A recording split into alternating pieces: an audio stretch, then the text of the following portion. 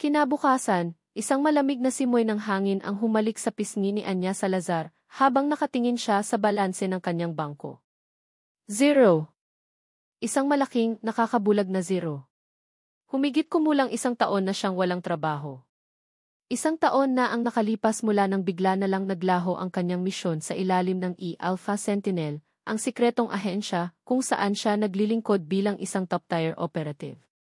Hindi niya maintindihan noon at hindi pa rin hanggang ngayon. Ang tanging paliwanag ay pagbaba ng rate ng krimen, isang paliwanag na halos imposible para sa isang bansa tulad ng Pilipinas. Napabuntong hininga si Anya. Ang isang taong katahimikan ay tila isang babala, isang senyales na ang mundo ay nagbago at siya ay naiwan. Noon, ang buhay niya ay puno ng adrenaline, ng matatalim na desisyon at ng pakiramdam na mayroon siyang silbi. Ngayon, ang pinakamalaking hamon niya ay kung paano niya babayaran ang renta at ang susunod na pagkain. Ang Iron Lady na minsang nagpatumba sa mga sindikato ay ngayon ay naghihirap sa paghahanap ng trabaho. Isang nakakagulat na katotohanan.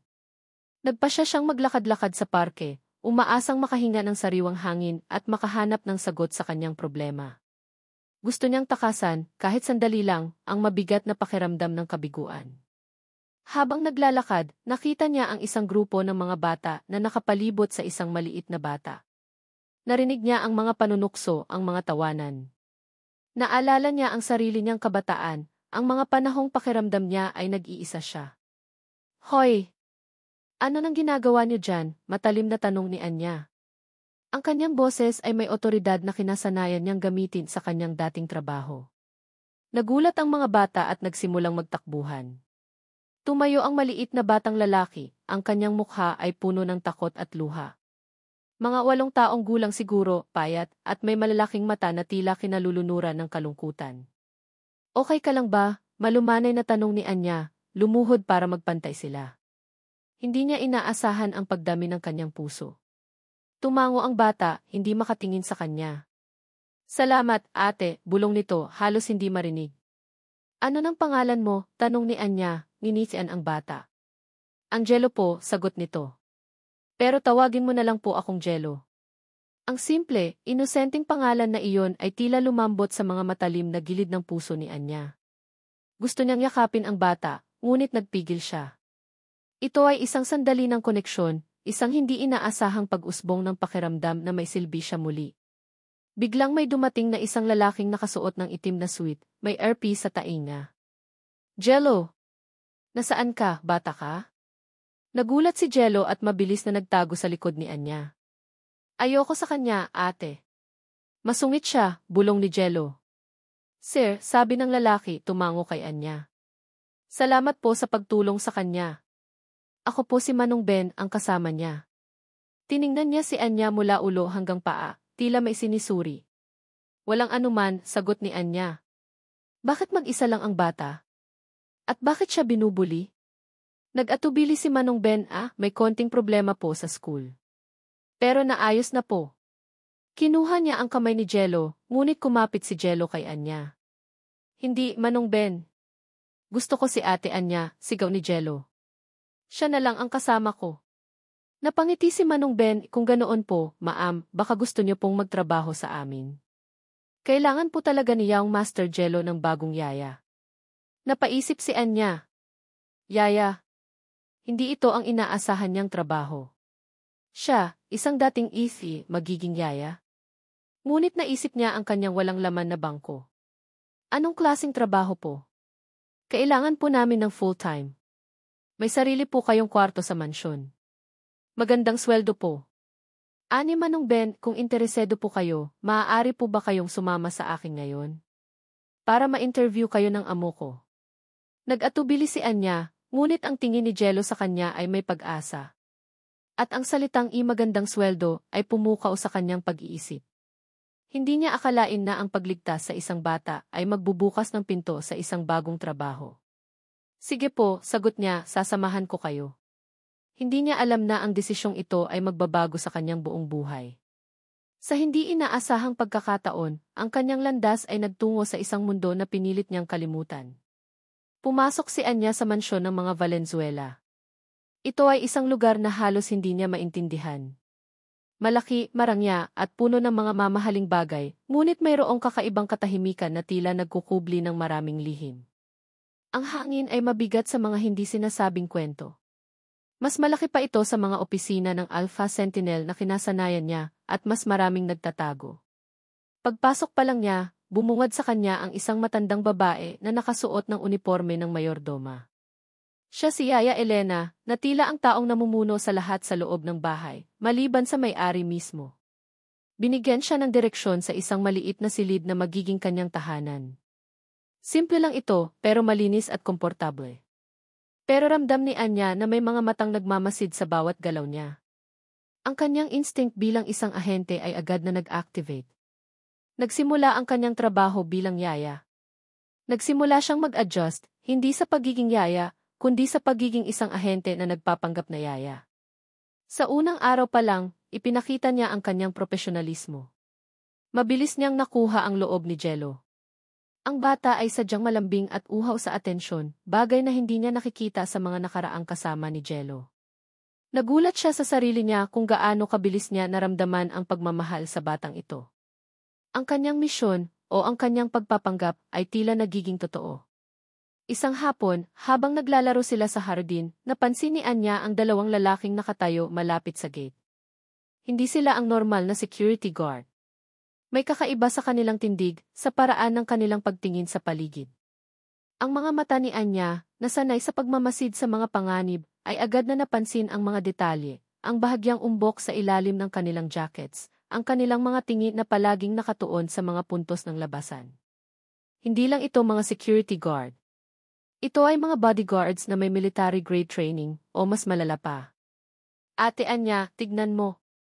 Ang ganda ng bulaklak, maligayang sigaw ni Jello, inabot sa kanya ang isang sariwang rosas. Pilit na ngumiti si Anya, Jello, ang ganda nga. Ngunit ang kanyang isip ay abala. Bakit kailangan ng isang pamilya ng ganito kahigpit na seguridad? Isang gabi, matapos matulog si Jello, naglakad-lakad si Anya sa loob ng mansyon. Sinubukan niyang maging diskrete, maging tila naghahanap lang ng tubig o pumupunta sa banyo. Ngunit ang totoo, sinusuri niya ang bawat sulok, bawat anino. Ang kanyang mga mata ay palaging naghahanap ng mga hindi pangkaraniwang bagay ng mga palatandaan ng panganib. Napansin niya ang mga GIFs camera na halos hindi halata, ang mga sadyang nakatagong pintuan, at ang mga tunog na halos hindi marinig. Pagdating niya sa isang pasilyo na may nakasarang pintuan, narinig niya ang boses ni Manong Ben na kausap ang isang tao sa loob. Hindi niya narinig ang lahat, ngunit may narinig siyang salitang inegosyo at bagong kasunduan. Tumigil siya sa paglalakad at nagkunwaring tinitignan ang isang lumang painting sa dingding. Biglang bumukas ang pintuan. Nagulat si Anya, akala niya nahuli siya. Pero ang lumabas ay hindi si Manong Ben, ito ay isang matangkad, makisig na lalaki na may matatalim na mata. Ang kanyang mukha ay parang inukit sa bato, walang emosyon, ngunit mayroong isang bagay na nakakaakit. Ito ay si Sebastian Valenzuela, ang ama ni Jello at ang may-ari ng mansyon. Nagulat si Anya. Ang kanyang puso ay biglang kumabog. May kakaiba sa lalaking ito, isang aura ng kapangyarihan at peligro. Ang kanyang mga mata ay parang dalawang itim na balon na tila sumisipsip sa lahat ng liwanag. Yaya ka, tama, malamig na tanong ni Seb, ang kanyang boses ay malalim at may otoridad. Hindi siya ngumiti. Opo, sir, sagot ni Anya, pilit na pinapanatiling kalmado ang boses niya. Hindi siya kailanman nakakita ng ganitong uri ng tao sa kanyang buhay. O, nakakita na, pero hindi niya inaasahan na makakita ng isa sa ganitong setting. Ang kanyang pakiramdam ay nagsasabing delikado ang taong ito. Siguraduhin mong alagaan mo ng mabuti si Jello, sabi ni Seb, tumalikod at nagsimulang maglakad palayo. Ayoko ng anumang problema. Hindi siya naghintay ng sagot. Basta na lang siyang umalis, iniwan si Anya na nakatayo doon, ang kanyang puso ay patuloy na bumibilis. Ramdam niya ang lamig sa hangin, ang babala. Ang taong ito, si Sebastian Valenzuela, ay mas malaki kaysa sa inaakala niya. At ang kanyang pagpasok sa buhay nito ay tila isang malaking palaisipan na kailangan niyang lutasin. Ang mga lihim ng mansyon na ito at ng lalaking ito ay tila nagsisimula palang bumuklat. Bigla siyang nagkaroon ng pakiramdam na ang kanyang taong walang trabaho ay nagtapos na. Hindi dahil sa natagpuan niya ang bagong trabaho, kundi dahil sa natagpuan niya ang isang bagong misyon. Kahit na hindi pa niya alam kung ano ito. Nagdaan ang mga araw. Sinubukan ni Anya na iwasan si Sebastian Valenzuela hanggat maaari. Ang presensya ng lalaki ay nagpaparamdam sa kanya ng isang bagay na matagal na niyang inilibing, isang bagay na hindi niya gustong hukayin muli. Ngunit bilang ama ni Jello, imposibleng tuluyang iwasan si Seb. Bukod doon, ang kanyang instinct ay nagsasabi sa kanya na may mas malaking palaisipan dito, at ang palaisipan na iyon ay konektado kay Seb. Isang gabi, habang nagbabasa si Jello ng bedtime story, bigla itong inubo ng malakas. Nag-aalala si Anya. Nanginginig ang katawan ni Jello. Hinawakan niya ang noo ng bata at naramdaman niya ang init. Nilalagnat si Jello. Agad na tinawagan ni Anya si Manong Ben. Manong Ben, nilalagnat po si Jello. Kailangan po ng doktor. Hindi nagtagal, dumating si Seb. Ang mukha niya ay walang emosyon, ngunit ang kanyang mga mata ay nagpapakita ng pag-aalala. Lumapit siya kay Jello, hinawakan ang kamay ng anak. Ano nang nangyari? Malamig ang boses, ngunit may bahid ng takot. Bigla lang po siyang inubo, sir. Mataas ang lagnat niya, paliwanag ni Anya, pakiramdam niya ay lumiliit siya sa ilalim ng tingin ni Seb. Tinitigan ni Seb si Anya.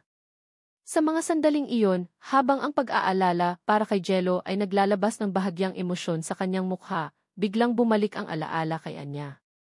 Hindi ito isang mabilis na paglipas, kundi isang maingat na paglilitaw, parang isang lumang pelikula na unti-unting lumilinaw sa kanyang isip. Ang gabi 7 taon na ang nakakaraan. Ang bar sa Makati. Ang musika. Ang alak. Ang katawan ng isang lalaki na yakap niya.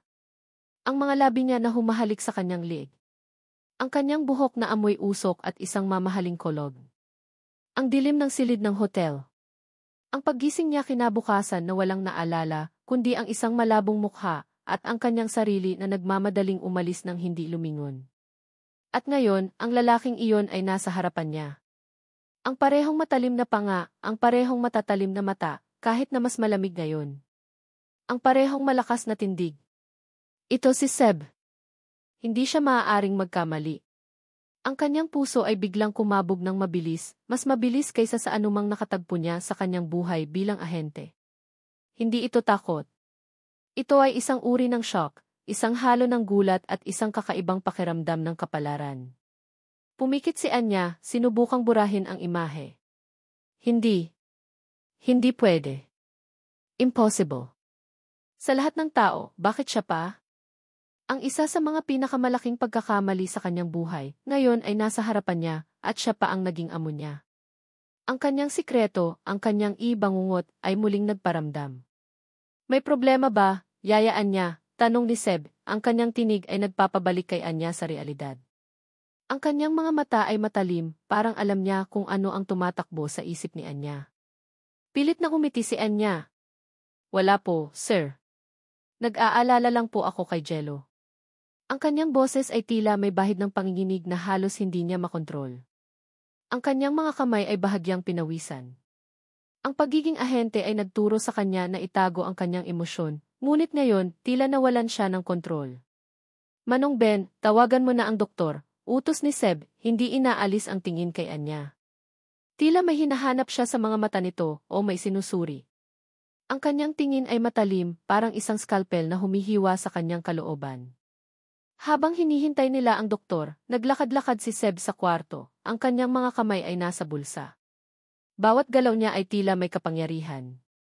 Tiningnan siya ni Anya, at bawat pagtingin ay nagdadala ng mas malinaw na detalye ng kanyang alaala. Ang pilat sa gilid ng kanyang kaliwang kilay, ang maliliit na nunal sa kanyang braso na nakita niya noon. Ang lahat ng ito ay sumisigaw ng isang katotohanan na gusto niyang itanggi. Napakagat si Anya sa kanyang labi. Isang pakiramdam ng galit ang biglang sumagi sa kanya, galit sa kanyang sarili dahil sa gabing iyon, galit sa sitwasyon na ito. Ngayon, bilang kanyang amo, paano niya itatago ang katotohanan? At paano kung maalala rin niya? Ang ideya ay nagpalamig sa kanya. Hindi ito maaaring mangyari. Ang kanyang profesionalismo ay nakasalalay sa pagtatago ng kanyang personal na buhay, lalo na ang ganoong klaseng personal na buhay. Pumasok ang doktor at sinimulang suriin si Jello. Habang abala ang lahat, lumabas si Anya ng kwarto, kailangan niyang huminga. Ang kanyang ulo ay umiikot. Napasandal siya sa pader sa labas ng kwarto, pilit na pinapakalma ang kanyang sarili. Ang kanyang mga kamay ay nanginginig. Ang dating matatag na Anya Salazar ay ngayon ay parang isang baguhan na nahaharap sa kanyang unang operasyon. Hindi. Hindi totoo, bulong niya sa sarili, ngunit ang kanyang puso ay nagsasabing totoo ito. At ang katotohanan iyon ay magiging isang bangungot na susundan sa kanya sa mga darating na araw. Hindi na siya makakakawala. Kinabukasan, maaga pa lang ay bumaba na si Anya sa kusina. Hindi siya halos nakatulog. Ang larawan ni Sebastian Valenzuela, na nakaukit sa kanyang isip bilang ang estranghero, mula sa gabing iyon 7 taon na ang nakakaraan, ay bumabalik-balik sa kanyang alaala. Nagkaroon siya ng isang gabi ng matinding paghahanap sa sarili, sinusubukang ayusin ang mga piraso ng nakaraan at kasalukuyan. Habang nagtitimpla siya ng kape, narinig niya ang boses ni Seb mula sa likod niya. Gising ka na pala, yayaan niya. Napalingon si Anya, bahagyang nagulat. Hindi niya inaasahan na makikita niya ito ng ganito kaaga. Opo, sir. Maghahanda lang po ako ng almusal ni Jello. Umupo si Seb sa isang upuan sa counter, tinitigan siya. Ang kanyang mga mata ay matalim, tila sinusuri ang bawat galaw ni Anya. Kumusta si Jello? Maayos na po siya, sir. Nawala na po ang lagnat niya, sagot ni Anya, pilit na pinapanatili ang kanyang boses na neutral. Hindi niya nais na may mabasa si Seb sa kanyang tono o sa kanyang mukha. Mabuti, sabi ni Seb. Salamat sa pag-aalaga. Mabilis kang kumilos. Napakunot ang noo ni Anya. Trabaho ko po yan, sir. Masigit pa sa trabaho, tugon ni Seb, ang isang sulok ng kanyang labi ay bahagyang kumibit, na halos hindi makita. Hindi lahat ng yaya ay kayang maging kalmado sa ganoong sitwasyon. Naramdaman ni Anya na may tinatangkang tuklasin si Seb. Ito ang kanyang cue para maging mas alerto. Sanay lang po siguro ako sa mga biglaang sitwasyon, sir. Tumayo si Seb at lumapit sa kanya. Ang kanyang presensya ay malaki at nakakatakot. May kakaiba sa iyo, yayaan niya. Hindi ka katulad ng ibang nagdaang yaya ni Jello. Ang kanyang mga mata ay nanatiling nakatingin ng diretso sa kanya, tila sinusubukang basahin ang kanyang kaluluwa. Napakagat si Anya sa kanyang labi. Kailangan ko na pong ihanda ang almusal. Sinubukan niyang lumayo, ngunit humarang si Seb sa kanyang daan. Bakit ka umiiwas? Diretsong tanong ni Seb. Ang boses ay mababa at puno ng kakaibang pahiwatig. Hindi po ako umiiwas, sir. Marami lang po akong gagawin, paliwanag ni Anya, pilit na iniiwas ang kanyang mga mata. Naramdaman niya ang init ng pamumula sa kanyang pisngi, isang bagay na hindi niya inaasahan. Ngunit bago pa sila magpatuloy, bumaba si Jello, na tila maligayang-maligaya na. Daddy. Ate Anya. Good morning. Bumalik si Seb sa kanyang seryosong ekspresyon. Good morning, son. Okay ka na ba? Opo, Daddy. Ang galing ni Ate Anya, inalagaan niya ako, sabi ni Jello, yumakap kay Anya. Naramdaman ni Anya ang paglambot ng kanyang puso sa pagmamahal ni Jello. Ang bata ang kanyang kaligtasan sa sandaling iyon. Ang pagiging inosente ni Jello ay tila isang pader na pansamantalang humaharang sa pagitan niya at ni Seb. Ilang araw ang lumipas. Patuloy na sinubukan ni Anya na panatilihin ang propesyonal na distansya, ngunit hindi ito naging madali. Nakikita niya ang iba't ibang aspeto ni Seb. Nakita niya kung paano siya maging seryoso sa trabaho, kung paano siya magbigay ng utos sa kanyang mga tauhan na tila walang emosyon. Ngunit nakita rin niya ang pagmamahal na mayroon siya para kay Jello. Ang paraan ng kanyang pagtingin sa anak, ang bahagyang ngiti na lumalabas sa kanyang labi kapag masaya si Jello, ang pag-aalala sa kanyang mga mata tuwing gabi kapag tinitignan niya ang tulog na anak. Isang hapon, habang naglalakad si Anya at Jello sa malaking hardin ng mansyon, may napansin si Anya na isang itim na van na nakaparada sa labas ng gate. Hindi ito ang karaniwang sasakyan na nagdadala ng mga supplies o bisita. Ang van ay may tinted windows at kahit na mukhang ordinaryo, ang kanyang instinct ay nagsasabi na may mali. Ate Anya, tignan mo. Ang ganda ng butterflies, masayang sigaw ni Jello habang hinahabol ang isang paru-paro. Jello, dito ka lang sa tabi ko, sabi ni Anya, ang kanyang tinig ay kalmado ngunit may bahid ng pagkaalerto. Hinawakan niya ang kamay ni Jello ng mas mahigpit. Biglang bumukas ang pinto ng van. Dalawang lalaki ang lumabas, nakasuot ng itim na hoods. Hindi sila lumapit, ngunit ang kanilang mga tingin ay nakatuon kay Jello. Agad na naramdaman ni Anya ang panganib. Ito ay hindi lamang mga bulis. Ito ay isang banta. Nang makita ni Jello ang mga lalaki, naramdaman niya ang paghigpit ng kamay ni Anya. Ate Anya, sino sila? Huwag kang matakot, Jello, bulong ni Anya. Hinila si Jello sa likod ng isang malaking puno. Ang kanyang utak ay mabilis na gumagana, naghahanap ng ruta ng pagtakas, ng isang paraan para maprotektahan ang bata. Mabilis na lumapit ang dalawang lalaki, tila may planong sadyang kunin si Jello. Walang oras para tumawag ng tulong. Si Anya ang tanging nagtatanggol. Sa loob ng ilang segundo, ipinakita ni Anya ang kanyang tunay na kakayahan. Sa isang mabilis na galaw, pinatid niya ang isa sa mga lalaki na bumagsak sa lupa. Sinipa niya ang kamay ng isa pang lalaki na maihawak na isang uri ng bladed weapon at agad na sinunggaban ang braso nito at ibinalibag. Bumagsak ang lalaki at ang bladed weapon ay lumipad papalayo. Hindi niya pinatay ang mga ito, sadyang pinahina lang niya para hindi sila makakilos. Takbo, Jello, sigaw ni Anya, hinila ang bata papunta sa loob ng mansyon. Ang kanyang puso ay kumakabog, hindi dahil sa takot, kundi sa adrenaline. Hindi nagtagal, dumating ang mga security guard ng Valenzuela. Nakita nila ang dalawang lalaki na nakahandu sa isalupa at ang itim na van na mabilis na umaalis. Nang makita nila si Anya at Jello na papalabas sa hardin, agad nilang nilapitan. Ma'am Anya, okay lang po kayo? Tanong ng isa sa mga gwardiya. Okay lang kami, sagot ni Anya. Ngunit ang kanyang tingin ay nakatuon sa papalayo na van. Alam niya na hindi pa tapos ang laban. Pagbalik niya sa loob ng mansyon, dumating si Seb. Ang kanyang mukha ay seryoso at ang kanyang mga mata ay nanlilisik. Nakita niya ang bakas ng labanan sa mukha ni Anya, ang bahagyang sugat sa kanyang siko, ang kanyang hingal. Anong nangyari? Diretsong tanong ni Seb, ang kanyang tinig ay puno ng otoridad at pag-aalala. Pinaliwanag ni Anya ang nangyari habang si Jello ay kumakapit sa kanya. Tinitigan siya ni Seb. Ang kanyang tingin ay matalim, mas matalim kaysa dati. Hindi lang ito pag-aalala. Ito ay isang uri ng pagtataka. Tila nakita niya ang isang bagay na hindi niya inaasahan, isang bagay na nagpakita ng mas malalim na misteryo kay Anya. Sino ka ba talaga, Anya Salazar? Bulong ni Seb, hindi niya nakailangan ng sagot. Ang kanyang mga mata ay nagbabasa sa bawat detalye ng mukha ni Anya, tila sinusubukan niyang basahin ang nakaraan nito, ang mga lihim na kanyang itinatago. Naglabasan ang mga tauhan ni Seb, mabilis na kinorner ang dalawang lalaking sinipa ni Anya. Ang gulat sa kanilang mukha ay malinaw, lalo na nang makita nila kung paano pinabagsak ng isang tiyaya ang dalawang sanay na mandirigma. Mabilis silang kinordon at iginapos. Nakatayo si Sebastian Valenzuela, ang kanyang mga mata ay nanatili kay Anya. Hindi siya nagsalita, ngunit ang kanyang tingin ay mas mabigat kaysa anumang salita. Tila nagbabasa siya ng isang libro na hindi kayang basahin ng iba. Ang kanyang mukha ay seryoso, ngunit may bahid ng pagtataka, ng pagkamangha.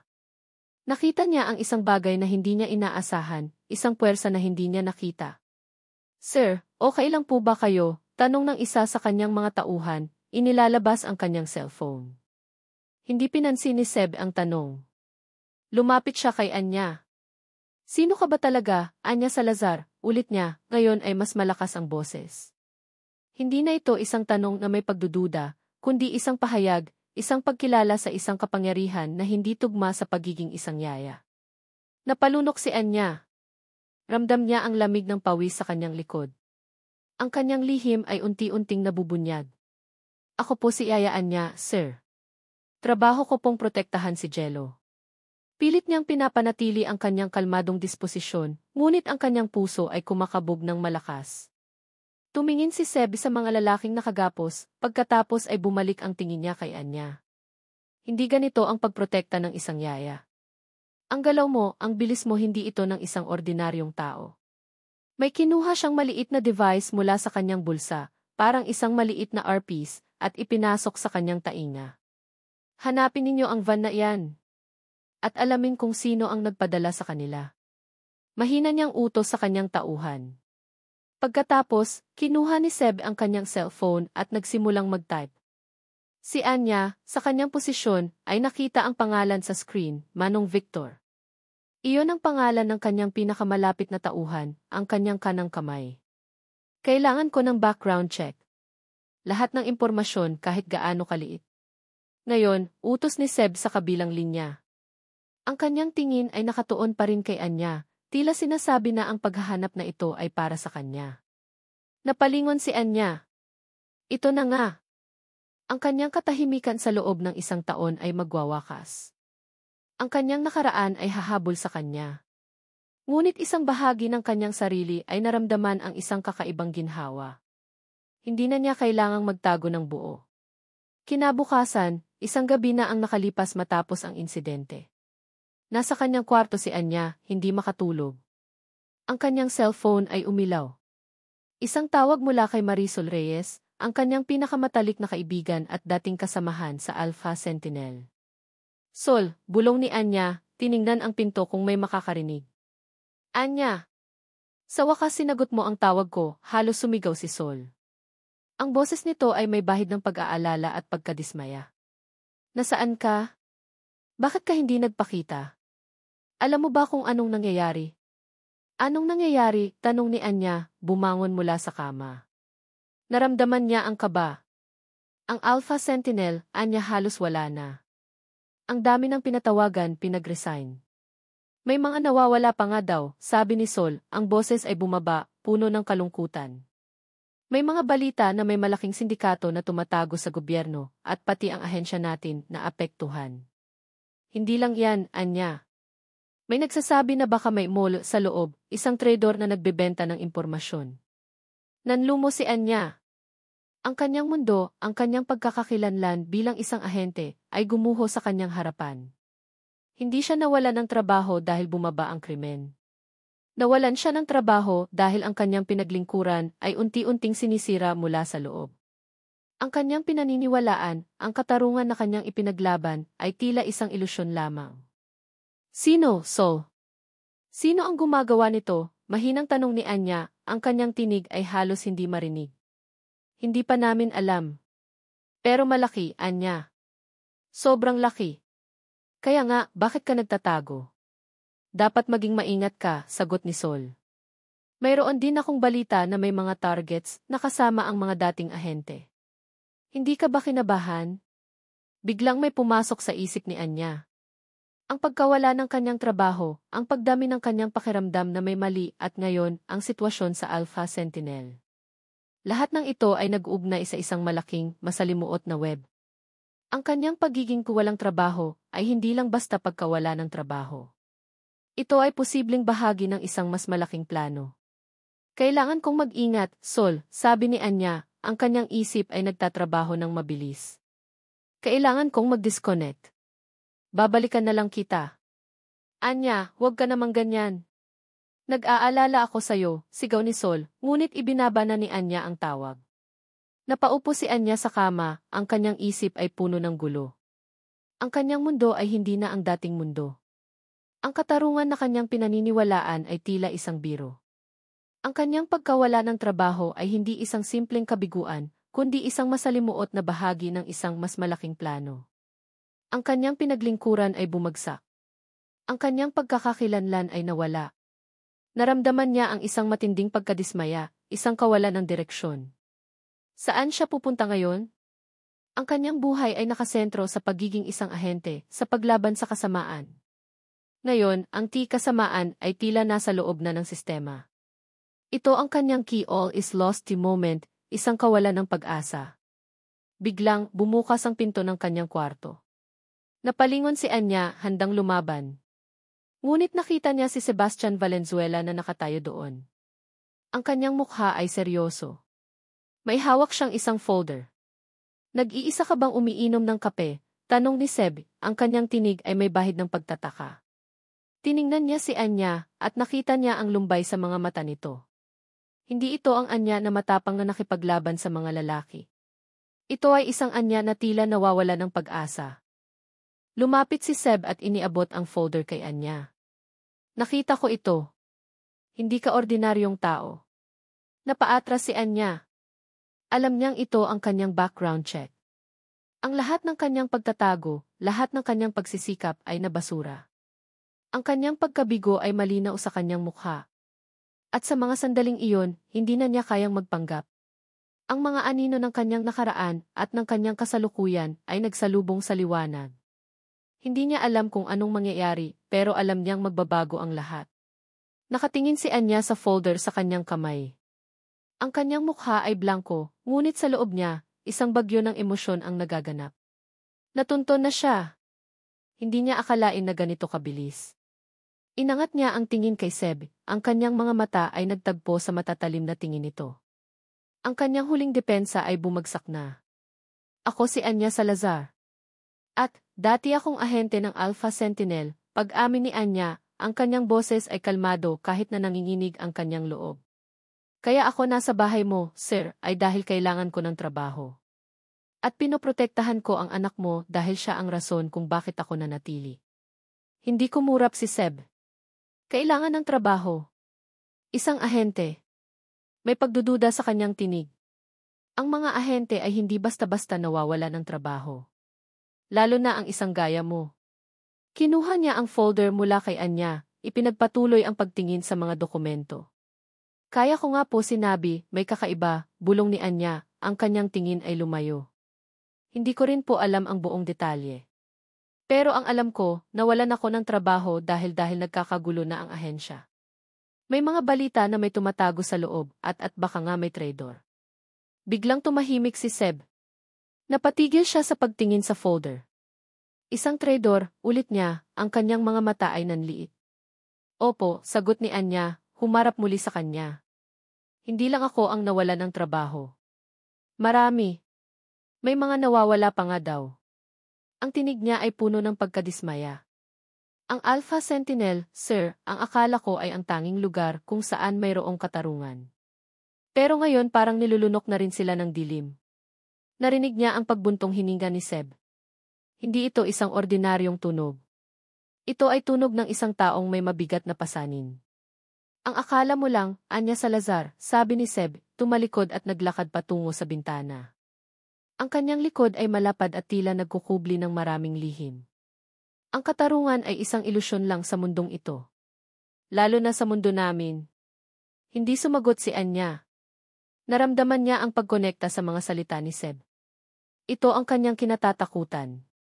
Ang kanyang mundo, na puno ng itim at puti, ay unti-unting nagiging kulay abo. Ang mundo ni Seb ay kulay abo, puno ng mga kompromiso at mga nakatagong panganib. Kaya ka nandito, sabi ni Seb, hindi pa rin humaharap dahil kailangan mo ng kanlungan. At nakita mo ito sa akin. Hindi ito isang tanong, kundi isang obserbasyon. Napatingin si Anya sa kanyang likod. Hindi ko po yan inasahan, sir. Dumating lang po ako para kay Jello. Humarap si Seb. Isang bahagyang ngiti ang kumitid sa kanyang labi, isang ngiti na bihirang makita. Jello. Gusto ka niya. At pinoprotektahan mo siya. Iyan ang nakita ko. Lumapit siya kay Anya. Ang kanyang mga mata ay hindi na malamig, kundi puno ng isang uri ng pag-unawa. Hindi ko alam kung bakit ka napadpad dito, Anya. Pero may tiwala ako sa kakayahan mo. Nakita ko iyan ng protektahan mo si Jello. May kakaiba sa paraan ng kanyang pagtingin, isang bagay na lumambot sa puso ni Anya. Ang kanyang mga pader ay tila nagigiba. Ramdam niya ang pag-angat ng isang mabigat na pasanin. Ang lalaking ito, na kanyang kinatatakutan at kinatatakutan ang kanyang mga lihim, ay tila naiintindihan siya. Kinabukasan, habang nag-aalmusal si Anya at Jello, tumawag si Seb mula sa kanyang opisina. Anya, pumasok ka sa opisina ko. May gusto akong ipakita sa iyo. Pumunta si Anya sa opisina ni Seb, ang kanyang puso ay kumakabog. Pagpasok niya, nakita niya si Seb na nakaupo sa kanyang malaking mesa, may screen sa harap niya na nagpapakita ng isang mapa, puno ng mga pulang tuldok at mga linya. Umupo ka, utos ni Seb. Tumalima si Anya. May koneksyon ang mga umaatake sa mansyon sa grupo na kinasasangkutan ng iyong dating ahensya, sabi ni Seb, direktang tinitigan si Anya. Sila ang mga anino na lumalabas mula sa liwanag. Mukhang nagtatrabaho sila sa likod ng mga eksena para kontrolin ang iba't ibang sektor, kasama na ang gobyerno. At ang Alpha Sentinel ay tila isang malaking hadlang sa kanilang daan. Nagulat si Anya. Ang kanyang hinala ay nagkatotoo. Ang sakit ng pagkadismaya ay muling bumalik. Ang katarungan na kanyang pinaniniwalaan ay isang laro lamang para sa mga makapangyarihan. Sino sila? Tanong ni Anya, ang kanyang tinig ay malamig. Ang kanyang mga ahente instinct ay nagbabalik, ang galit ay nagsisimulang sumiklab. Hindi pa namin alam ang pinuno, sagot ni Seb. Pero mukhang nagagamit nila ang mga taong may mataas na posisyon. At ang isa sa mga ginagamit nila, sa tingin ko, ay ang ina ni Jello. Napasinghap si Anya. Contessa del Rosario. Ang pangalan ay parang isang matalim na kutsilyo. Hindi ko alam ang buong detalye, patuloy ni Seb, pero may mga impormasyon na nagsasabi na konektado siya sa mga taong ito. At ang kanyang pag-angkin kay Jello ay maaaring hindi lang tungkol sa pagiging ina. Naramdaman ni Anya ang isang matinding kaba. Ang kanyang pagdating sa mansyon na ito, ang kanyang pagliligtas kay Jello, ang lahat ay tila konektado sa isang mas malaking, mas madilim na plot. Ang mga di-anino ay hindi lamang sa gobyerno. Nakarating na sila sa bahay na ito. At ang kanyang personal na nakaraan ay tila konektado sa lahat ng ito. Tumingin si Anya kay Seb. Hindi na siya isang estranghero na nagdulot sa kanya ng bangungot. Hindi na siya ang malamig na amo. Ngayon, nakita niya ang isang lalaki na may mabigat na pasanin, isang lalaki na naghahanap ng katarungan sa sarili niyang paraan. At sa loob niya, isang bagong desisyon ang nabuo. Hindi na siya aalis. Mananatili siya. Hindi lang para kay Jello, kundi para sa katarungan na pinaniniwalaan niya, kahit na kailangan niyang lumaban sa isang bagong paraan. Anong gagawin natin? Tanong ni Anya, ang kanyang bining boses ay puno ng determinasyon. Hindi na siya nag-aalangan. Nasa gitna na siya ng dalawang mundo at ngayon, kailangan niyang lumaban. Hindi pa natatapos ang pag-uusap ni Anya at Seb nang biglang may marinig silang malakas na boom mula sa labas. Nyanig ang buong mansyon. Kasunod nito ang sunod-sunod na putok ng baril. Agad na tumayo si Seb, ang kanyang mukha ay seryoso at alerto. Manong Ben, sigaw niya sa intercom. Ano nang nangyayari? Sir, inaatake po tayo, nanginginig na sagot ni Manong Ben, marami po sila. Hindi po namin kayang pigilan. Nagkatinginan si Anya at Seb. Ito na. Hindi na ito simpleng paniniktik. Ito ay isang direktang pag-atake. Anya, kay Jello ka, utos ni Seb, tumakbo papunta sa pintuan. Doon kayo sa safe room. Ngayon. Sumunod si Anya ng walang pag-aalinlangan. Ang kanyang mga instinct ay nag-activate na. Tumakbo siya papunta sa kwarto ni Jello. Nanginginig ang bata, nagtatago sa ilalim ng kumot. Ate Anya. Natatakot po ako. Huwag kang matakot, Jello. Nandito si Ate Anya, sabi ni Anya, pilit na pinapanatiling kalmado ang kanyang boses. Kinuha niya ang bata at mabilis na isinukbit sa kanyang likod. Kapit ka lang ng mahigpit. Habang patungo sila sa safe room, may narinig silang putok ng baril malapit sa kanilang kinatatayuan. Isang security guard ang bumagsak. Lumabas ang dalawang lalaki na nakasuot ng itim na combat gear, armado ng mga heavy weapons. Seb, sigaw ni Anya, habang iniiwasan ang mga bala. Nasaan ang safe room? Diretso. Sa dulo ng pasilyo, sigaw ni Seb, na ngayong ay may baril na sa kamay, lumalaban sa mga kalaban. Pinatakbo ni Anya si Jello sa dulo ng pasilyo. Ngunit isang bala ang tumama sa dingding malapit sa kanila. Napaupo si Anya, hinila si Jello sa likod ng isang malaking vase. Kailangan ko ng tulong dito, Anya, sigaw ni Seb, na ngayon ay napapalibutan na ng mga kalaban. Tumindig si Anya. Hindi siya pwedeng magtago. Hindi niya hahayaang mapahamak si Jello at si Seb. Dito ka lang, Jello. Huwag kang lalabas. Agad siyang bumalik, ang kanyang mga galaw ay mabilis at tumpak. Tiningnan niya ang mga kalaban, sinuri ang kanilang mga posisyon. Sa isang iglap, kinuha niya ang isang nabagsak na baril mula sa isang security guard. Hindi siya nag-atubili. Nagsimula siyang lumaban. Ang kanyang mga taon ng pagsasanay sa Alpha Sentinel ay lumabas. Bawat galaw ay mailayunin, bawat sipa ay mailakas. Pinatumba niya ang isa, kinuha ang baril nito at ginamit laban sa isa pa. Tumalon siya, iniiwasan ang isang saksak mula sa isang kalaban, at sa isang mabilis na galaw, sinuntok ang panga nito. Nagulat ang mga kalaban. Hindi nila inaasahan ang ganitong klaseng paglaban mula sa isang tiyaya. Ang kanilang pag-atake ay biglang naging magulo. Anya, sigaw ni Seb, ang kanyang mga mata ay nanlaki sa pagkamangha. Nakita niya kung paano lumaban si Anya. Hindi lang ito depensa. Ito ay isang sining. Parang isang sayaw ng kamatayan. Nagsimula silang magkasama. Si Seb ay nagpapaputok, tinatakpan si Anya habang siya ay gumagapang at sumisipa, disarming ang mga kalaban ng paisa-isa. Ang bawat galaw ni Seb ay kalkulado, tumpak at nakamamatay. Ang bawat galaw ni Anya ay may diskarte, tumpak at mabilis. Sila ay naging isang puwersa, isang hindi inaasahang team. Ramdam ni Anya ang init ng labanan, ang amoy ng usok at metal. Ngunit sa gitna ng kaguluhan, may kakaiba siyang naramdaman. Ang pag-asa. Ang pakiramdam na may kasama siya, na hindi na siya nag-iisa. Ang pakiramdam na may silbi siya muli. Isang matinding suntok ang tinanggap ni Seb. Napaatras siya, ngunit agad ding bumalik. Nakita ni Anya ang panganib. May 3 kalaban ang sumusugod kay Seb. Seb!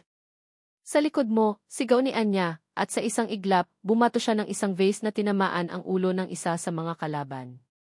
Mabilis siyang tumalon at sinipa ang isa pa, habang si Seb ay pinaputukan ang huling kalaban. Hingal na hingal, tumingin si Anya kay Seb. Ang kanyang mga mata ay nagtagpo sa kanya. Walang salita. Tanging pag-unawa at isang bahagyang pagkabigla. Okay ka lang, tanong ni Seb, ang kanyang tinig ay mababa, may bahid ng pagod ngunit puno ng pagkamangha. Hindi ito tanong ng amo sa empleyado. Ito ay tanong ng isang kasamahan sa isang kasamahan. Tumango si Anya. Ang kanyang puso ay kumakabog. Ikaw, sir. Ngumiti si Seb, isang ngiti na bihirang makita. Ngayon, alam ko na kung sino ka talaga, Anya Salazar. Ang kanyang tingin ay matalim, puno ng pagkilala. Hindi ka lang yaya. Mas malaki ka pa doon. Ilang minuto ang lumipas, dumating ang mga backup ng Valenzuela. Ang mga kalaban ay na-neutralize na. Ang mansyon ay nagulo, ngunit ligtas na si Jello at ang iba pang tauhan. Pumasok si Anya sa kwarto ni Jello. Nakita niya ang bata na nakayap kay Manong Ben, nanginginig pa rin. Lumapit siya at yumakap sa bata. Okay na, Jello. Ligtas ka na. Paglabas ni Anya sa kwarto ni Jello, nakita niya si Seb na nakatayo sa pasilyo, nakatingin sa kanya. Ang kanyang mga mata ay nagtatago ng maraming katanungan, ngunit mayroon ding paghanga. Kailangan nating mag-usap, sabi ni Seb. May kailangan akong malaman. Tumango si Anya. Alam niyang ito ang sandali para ihayag ang lahat. Ang labanan na ito ay nagbukas ng mga pintuan, nagpakita ng mga kakayahan, at nagpatunay ng isang koneksyon. Ako si Anya Salazar, sabi ni Anya, lumapit kay Seb. Ang kanyang boses ay matatag. At handa na akong sabihin sa iyo ang lahat. Ang hangin sa pagitan nila ay puno ng hindi nasasabing mga lihim at isang bagong simula. Naglakad si Anya at Seb patungo sa library ng mansyon, isang silid na puno ng mga libro at may malalaking bintana na nakatanaw sa gabi. Ang tensyon sa pagitan nila ay hindi na dahil sa pag-aalinlangan, kundi sa pag-asam ng mga katotohanang ilalabas. Umupo si Seb sa leather chair sa likod ng malaking mesa, habang si Anya ay tumayo sa harap niya, ang kanyang mga kamay ay nakakuyom. Upo ka, Anya, sabi ni Seb, ang kanyang tinig ay mas malumanay kaysa dati. Walang kailangang itago ngayon. Umupo si Anya, at sa sandaling iyon, naramdaman niya ang matagal na niyang pinipigilan. Ang mga salita ay nagsimulang dumaloy. 7 taon na ang nakakaraan, nagtapos ako sa akademya bilang isang top agent. Ang misyon ko noon ay masira ang isang maliit na sindikato sa Pasay. Doon, may nakilala akong lalaki sa isang bar. Hindi ko siya kilala. Naging one-night stand lang kami. Kinabukasan, umalis ako nang hindi lumilingon. Sinubukan kong kalimutan ang gabing iyon. Tinitigan ni Seb si Anya. Walang paghuhusga sa kanyang mga mata, tanging pag-unawa. Tila alam na niya ang susunod na sasabihin nito. Ang lalaking iyon, sir, ay ikaw, diretsong sabi ni Anya, ang kanyang mga mata ay nanatiling nakatitig sa kanya. Narinig niya ang pagbuntong hininga ni Seb. Naalala ko, bulong ni Seb, tumango. Matagal ko nang hinahanap ang babae sa gabing iyon. Hindi ko inaasahan na makikita ko siya dito, bilang yaya ng anak ko. May bahid ng pagkabigla sa kanyang boses, na tila naghahalo sa kanyang dating pagkamalamig. Hindi ko rin po inaasahan, sagot ni Anya. Pagkatapos noon, naging ganap akong ahente. Ang buong buhay ko ay inilaan ko sa Alpha Sentinel. Naniniwala akong lumalaban ako para sa katarungan, para sa kapayapaan. Ang kanyang boses ay bumaba, puno ng pait. Pero 1 taon na ang nakakaraan, bigla na lang akong inilatag. Walang misyon, walang gawain. Ang paliwanag, pagbaba ng krimen. Ngunit ngayon, alam ko nang hindi yan ang totoo. Ikinuwento ni Anya ang tawag ni Marisol, ang balita tungkol sa pagkasira ng Alpha Sentinel, ang mga nawawalang ahente, at ang posibleng mole sa loob. Ipinaliwanag niya ang kanyang pagkadismaya at ang kanyang pakiramdam na pinagtaksilan ng sistema na kanyang pinaglingkuran.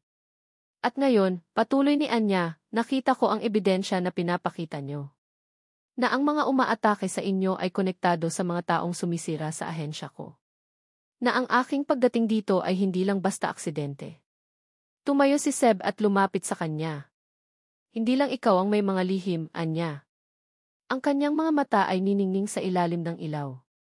Ang mga taong umaatake sa amin, ang mga taong gumagamit sa Alpha Sentinel, sila rin ang mga taong responsable sa pagkamatay ng aking ama. Nagulat si Anya.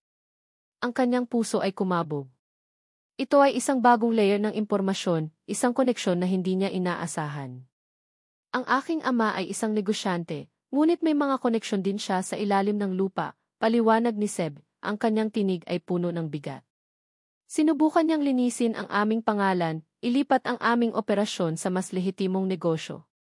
Ngunit may mga ayaw sa pagbabago. Mayroon silang malaking pusta sa kung paano tumatakbo ang mga bagay-bagay. Sino sila? Tanong ni Anya. Hindi pa namin alam ang pinuno, sagot ni Seb, ngunit alam kong may isang babae na konektado sa kanila. Isang babae na may malaking impluwensya sa lipunan, ngunit may madilim na nakaraan.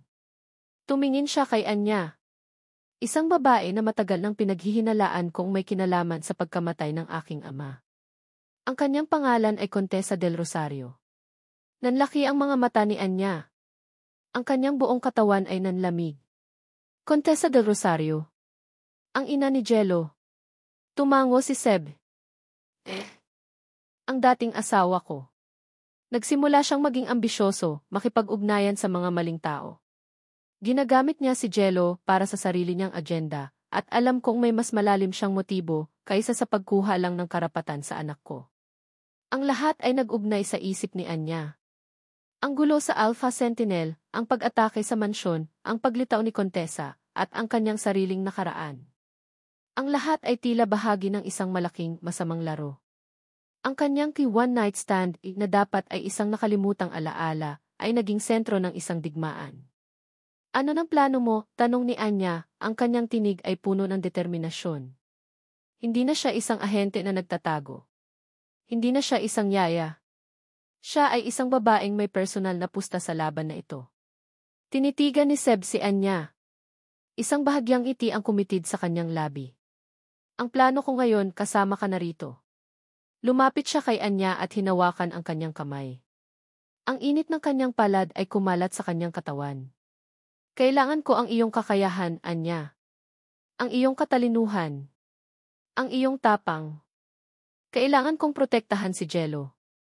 At kailangan kong malaman ang katotohanan. Hindi nag-atubili si Anya. Naramdaman niya ang isang bagong layunin. Ang kanyang kamay ay kumapit ng mahigpit sa kamay ni Seb. Ang kanyang puso ay kumabog ng mas mabilis. Ang kanilang mga mata ay nagtagpo at sa sandaling iyon, isang hindi nasasabing koneksyon ang nabuo. Hindi na sila dalawang individual na may sariling mga problema, kundi dalawang tao na nagkakaisa sa isang laban. Isang linggo matapos ang pag-atake at ang pagbubunyag ng mga sikreto, bumalik ang isang kakaibang katahimikan sa mansyon ng mga Valenzuela. Ngunit ang katahimikan na iyon ay tila isang bagyo na naghihintay na pumutok. Si Anya at Seb ay nagsimulang magtrabaho ng magkasama, lihim na nagpaplano. Anya ay nag-aaral ng mga bagong mapa ng mansyon, sinisiyasat ang mga butas sa seguridad, at nagsasanay. Seb naman ay mas nagiging open, nagbabahagi ng impormasyon tungkol sa kanyang operasyon at ang mga pinaghihinalaan niyang kalaban. Ang bawat araw ay nagpatibay sa kanilang lumalagong pagtitiwala sa isa't isa. Isang umaga, habang nag-aalmusal si Anya at Jello sa dining room, binuksan ang malaking pintuan. Pumasok ang isang babae na nakasuot ng isang eleganteng puting dress, ang kanyang buhok ay nakapusod ng maayos, at maisuot siyang mamahaling alahas.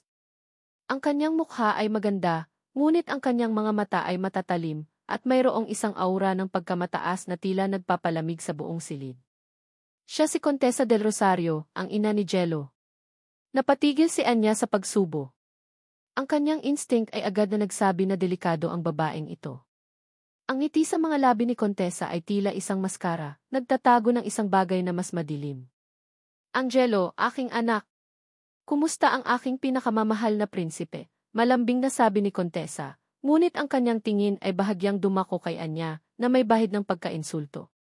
Tumayo si Jello at tumakbo kay Contessa, ngunit hindi niya ito niyakap. Mama, mahina niyang sabi, tila may pag-aalinlangan. Aking anghel, sabi ni Contessa, yumakap kay Jello, ngunit mabilis din itong bumitaw. Ang kanyang mga mata ay bumalik kay Anya. Ikaw ang bagong yaya, tama? Anya, hindi ba? Opo, maam, sagot ni Anya, tumayo at yumuko ng bahagya, ngunit ang kanyang mga mata ay nanatiling alerto. Ngumiti si Contessa, isang ngiti na hindi umabot sa kanyang mga mata. Magaling! Kailangan ni Angelo ng isang responsableng yaya. Ang huling yaya ay, hindi gaanong kasundo ng aking anak. May isang pahiwatig sa kanyang tono na tila may alam siya sa mga nagdaang yaya. Pumasok si Seb sa dining room, ang kanyang mukha ay seryoso. Contessa, anong ginagawa mo rito nang walang abiso? Tumingin si Contessa kay Seb, at ang kanyang ngiti ay naging mas matamis, ngunit ang lamig sa kanyang mga mata ay nanatili. Sebastian, darling. Binibisita ko lang ang aking anak. Hindi ba't may karapatan ako? May karapatan ka, sagot ni Seb, ngunit mayroon din tayong kasunduan. Ang mga kasunduan ay maaaring magbago, Sebastian, ani Contessa, ang kanyang tingin ay lumipat sa bahay, tila sinusuri ang bawat mamahaling detalye. Lalo na kung ang kasunduan ay hindi na pabor sa akin. Tumayo si Anya sa tabi ni Jello, na kumakapit na ngayon sa kanyang binti. Ramdam niya ang takot ng bata. Ang kanyang pakiramdam ay nagsasabing hindi lang simpleng pagbisita ito. Ito ay isang pagtatangka. Angelo, darling, sumama ka kay mama, sabi ni Contessa, iniabot ang kamay kay Jello. Ngunit nagtago si Jello sa likod ni Anya. Ayoko, mama.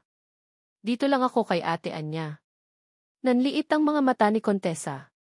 Ang ngiti niya ay bahagyang nawala. Hindi ka nakikinig sa mama mo, Angelo, may bahid ng pagbabanta sa kanyang boses. Hayaan mo si Jello, Contessa, sabi ni Seb, lumapit kay Jello at hinawakan ang balikat nito. Ayaw niyang umalis. Tumingin si Contessa kay Anya, ang kanyang tingin ay puno ng puot. Ikaw ba ang nagtuturo sa kanya na maging suwel? Masyado ka bang nagpapalambing? Wala po akong itinuturo, maam, kalmadong sagot ni Anya, ngunit sa loob niya, ang kanyang mga ngipin ay nagkakakagat. Jello po ang nagdedesisyon. Siete, Contessa said, umikot at naglakad patungo sa balkonahe. Sa tingin ko, oras na para ayusin ang mga bagay-bagay, Sebastian. Ang anak ko ay dapat nasa akin. Hindi sa isang bahay na puno ng peligro. Ang kanyang huling salita ay tila isang direktang panunukso kay Anya at Seb, isang pahiwatig na alam niya ang tungkol sa pag-atake.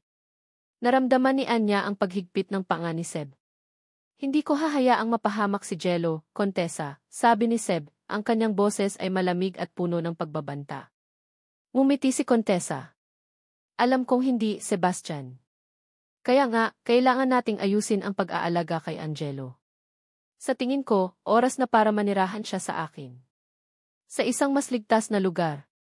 Kung saan walang gulo at walang ganitong klase ng mga tao. Ang kanyang tingin ay muling dumako kay Anya, puno ng paghamak. Hindi yan mangyayari, sagot ni Seb. Maghintay ka, Sebastian, sabi ni Contessa, lumakad patungo sa pinto. Maraming bagay ang pwedeng mangyari. At ang isang yaya na may mga lihim ay hindi makakatulong sa iyo. Bumaling siya kay Anya, isang nakakalokong ngiti ang kumitid sa kanyang labi. Mag-ingat ka, yaya Anya. Ang mga anino ay hindi lang nagtatago sa dilim. Kung minsan, mas delikado sila kapag nasa liwanag sila. Pagkatapos, lumabas si Contessa, iniwan si Anya, Seb, at Jello na may mabigat na pakiramdam. Alam ni Anya na hindi lang ito isang simpleng pagbisita. Ito ay isang deklarasyon ng digmaan. At ang mga salita ni Contessa, lalo na ang tungkol sa iyaya na may mga lihim, ay nagpatunay na may alam na siya. Ang kanyang pagbabalik ay hindi lang upang bisitahin ang kanyang anak, kundi upang kumuha ng isang bagay na mas malaki. Hindi pa man nakakalayo si Contessa sa mansyon, naramdaman na ni Anya Salazar ang bigat ng mga salita nito. Mag-ingat ka, yaya Anya. Ang mga anino ay hindi lang nagtatago sa dilim. Kung minsan, mas delikado sila kapag nasa liwanag sila. Ang huling ngiti ni Contessa ay nagpapahiwatig na mayroon siyang alam, at iyon ang nagpakaba kay Anya. Kailangan nating alamin kung paano niya nalaman, sabi ni Seb, ang kanyang panga ay naggangalit. Walang dapat makaalam tungkol sa iyong nakaraan, Anya. Kailangan kong hanapin si Sol, sabi ni Anya, ang kanyang isip ay mabilis na nagtatrabaho. Siya lang ang makakatulong sa akin. Hindi nagtagal, nakipag-ugnayan si Anya kay Marisol Reyes. Ginawa niya ito ng palihim, gamit ang isang lumang, secure na linya ng komunikasyon na dati nilang ginagamit sa Alpha Sentinel. Kinailangan niya ang impormasyon, at si Sol lang ang makakapagbigay nito. Sol, kailangan ko ng tulong mo, mahina ni Anya. Kailangan kong malaman ang lahat tungkol sa isang babae. Contessa del Rosario. Narinig ni Sol ang pag-atubili. Anya, bakit mo siya hinahanap? May kinalaman ba siya sa sitwasyon mo ngayon?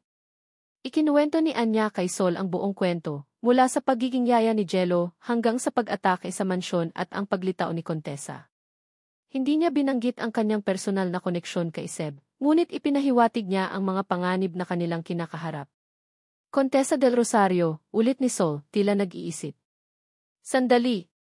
May narinig akong bulong tungkol sa kanya. Nakonektado siya sa isang malaking shadow organization na sinisira ang ating ahensya. Pero imposibleng Ano, tanong ni Anya, ang kanyang puso ay kumakabog. May mga bulong na ang organisasyong ito ay may kakayahang manipulahin ang mga sitwasyon. Gumagamit sila ng mga tao bilang pawns para sa kanilang sariling agenda, sabi ni Sol, ang boses nito ay puno ng pagkabahala. Pero ito ang pinakamalaking pagkakataon na narinig ko. Mayroong isang teorya na ang mga operasyon natin na biglang naglaho, tulad ng sa iyo, ay hindi lang basta pagtatapos ng misyon. Posibleng ginagamit tayo, Anya. Naramdaman ni Anya ang lamig sa kanyang katawan. Ginagamit? Paano?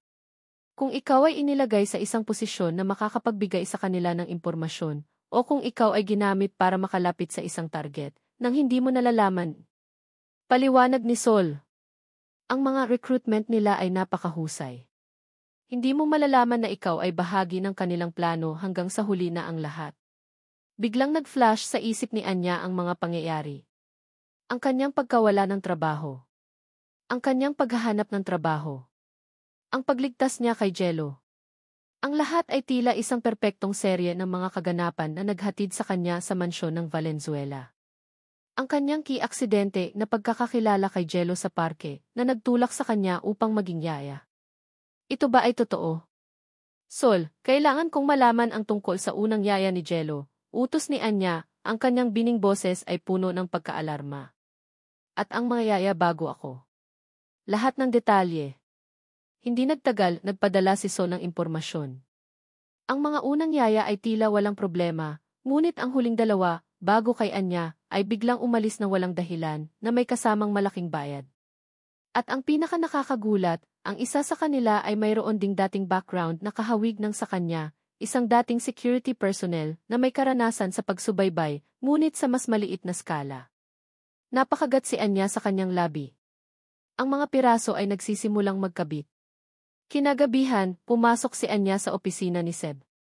Ang kanyang mukha ay seryoso. May nalaman ako, sir. Tungkol kay Contessa. At tungkol sa akin. Pinakinggan ni Seb ang bawat salita ni Anya. Ang kanyang mukha ay walang emosyon, ngunit ang kanyang mga mata ay nanliit sa bawat revelasyon.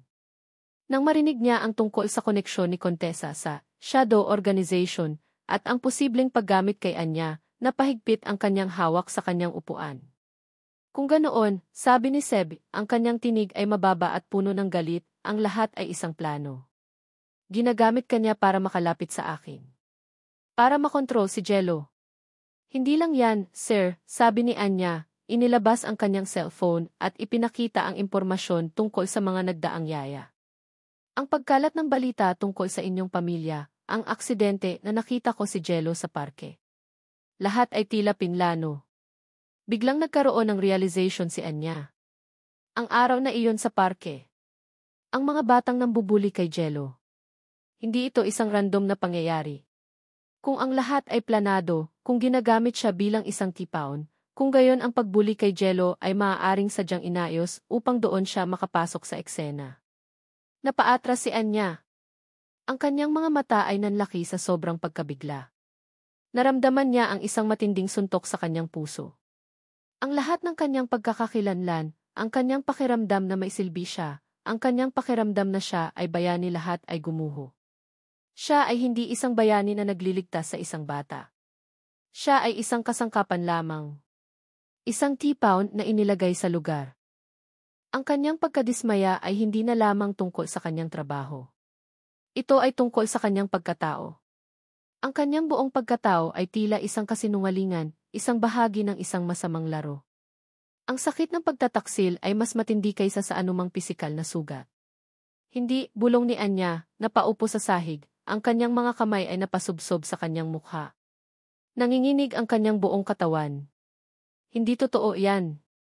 Hindi ako ginamit lang. Lumapit si Seb, lumuhod sa harap niya. Ang kanyang mukha ay puno ng pag-aalala. Anya, di. Ngunit hindi siya narinig ni Anya.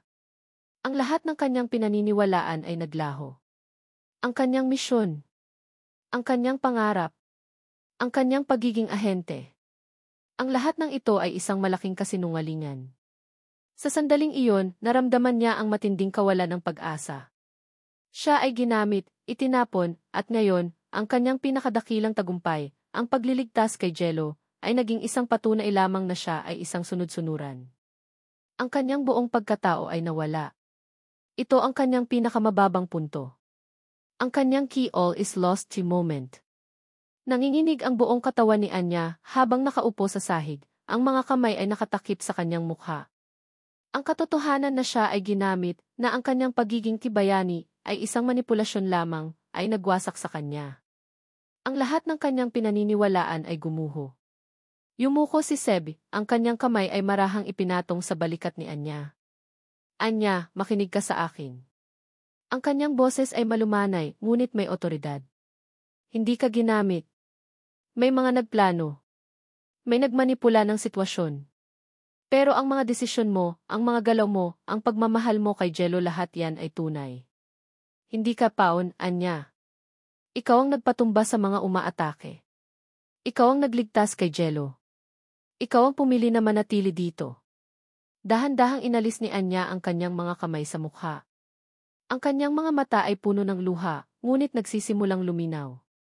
Tumingin siya kay Seb, sinusubukang basahin ang kanyang intensyon. Sa mundong ito, Anya, maraming pwedeng mangyari na hindi natin kontrolado, patuloy ni Seb. May mga tao na gagamitin ang lahat, pati ang inosente, para sa kanilang sariling kapakanan. Pero ang reaksyon mo sa mga pangyayaring iyon ang nagpapakita kung sino ka talaga. Napakagat si Anya sa kanyang labi. Ang mga salita ni Seb ay tila ba isang pampamanhid sa matinding sakit na kanyang nararamdaman. Totoo. Posibleng pinlano ang lahat para dalhin siya sa mansyon na ito. Ngunit ang kanyang mga desisyon, ang pagprotekta kay Jello, ang paglaban sa mga umaatake, ang pagpili na manatili, ay kanyang mga sariling pagpapasya. Hindi ito utos. Hindi ito bahagi ng plano ng ibang tao. At ikaw, sabi ni Seb, ang kanyang tingin ay matalim, hindi ka ordinaryong tao, Anya. Nakita ko iyan. Hindi ka basta-basta susuko. Hindi mo hahayaang sirain ka ng katotohanan. Mas matapang ka pa sa iniisip mo. Dahan-dahang tumindig si Anya, ang kanyang katawan ay nanginginig pa rin, ngunit mayroon ng bahagyang lakas. Tiningnan niya si Seb, at sa unang pagkakataon, nakita niya hindi lang ang isang amo o isang dating kakilala, kundi isang kakampi. Isang taong naniniwala sa kanya, sa gitna ng kanyang pagkabigo. Paano ka nakakasiguro? Mahina niyang tanong. Ngumiti si Seb, isang ngiti na bihirang makita. Dahil nakita ko kung paano ka lumaban. Hindi iyon gawa-gawa. Ang mga galaw mo, ang determinasyon mo, iyon ang isang taong may prinsipyo. At iyon ang kailangan ko. Hindi ako naniniwala na sinasadya kang ilagay dito para maging paon. Nilusaw ang ahensya mo. At iyon ang pinakamagandang pagkakataon na makahanap ng tulong ang mga kalaban namin. Ilang oras ang lumipas. Si Anya at Seb ay nagsimulang magplano. Nagpasya silang gumamit ng bagong diskarte. Hindi na sila magtatago. Hindi na sila maghihintay. Sila ang susugod. Kailangan nating maintindihan ang buong network nila, sabi ni Seb, habang nakaturo sa isang mapa na puno ng mga koneksyon. Kung sino ang nagbibigay ng pondo, sino ang nagbibigay ng impormasyon, at sino ang nagbibigay ng mga utos. Kung si Contessa ang nasa likod nito, dapat mayroon siyang koneksyon sa Alpha Sentinel, sabi ni Anya, ang kanyang utak ay mabilis na nagtatrabaho. Ang mall na sinasabi ni Sol. Posibleng nasa ilalim siya ng impluwensya ni Contessa. O mas masahol pa, isa siya sa mga pinuno. Kailangan nating alamin kung paano niya nalaman ang tungkol sa iyo, sabi ni Seb. Ito ang susi para malaman natin ang kanilang susunod na galaw. Nag-isip si Anya. Ang kanyang nakaraan. Ang kanyang mga files sa Alpha Sentinel. Kung may mole sa loob, madali nilang makukuha ang impormasyon. Ngunit kung ang paggamit sa kanya ay bahagi ng mas malaking plano, mayroon pa bang mas malalim na dahilan? May naisip ako, sabi ni Anya, tumayo at naglakad patungo sa bintana. Ang gabing iyon 7 taon na ang nakakaraan. Ang one-night stand. Kung iyon ay totoo, at kung alam na ni Contessa ang tungkol doon, ibig sabihin mayroon siyang nakatagong source sa loob ng Alpha Sentinel na sadyang nag-imbestiga sa akin. Nanlaki ang mga mata ni Seb. Ibig mong sabihin, simula pa lang, may plano na sila para sa iyo. Posible, sagot ni Anya, ang kanyang tinig ay malamig. Kung ang Alpha Sentinel ay may mole, at ang mole na iyon ay konektado kay Contessa, kung gayon, ang aking buong karera ay maaaring bahagi ng isang mas malaking laro. Ginagamit nila ang mga ahente na may potensyal para sa kanilang sariling agenda. At kapag hindi na kailangan, itatapon. Kung ganoon, sabi ni Seb, tumayo at lumapit kay Anya, kailangan nating gamitin ang kanilang plano laban sa kanila. Alam na natin na nakatutok sila sa iyo. Gagamitin natin iyon. Napakagat si Anya sa kanyang labi. Ang ideya ay mapanganib, ngunit nagbibigay ng pagkakataon. Paano? Umiti si Seb, isang ngiti na may bahid ng peligro. Magpapanggap tayong hindi mo pa alam ang lahat. At gagamitin natin ang iyong pagiging inaalagaan ni Jello bilang takip. Hahayaan natin silang maniwala na may kontrol sila.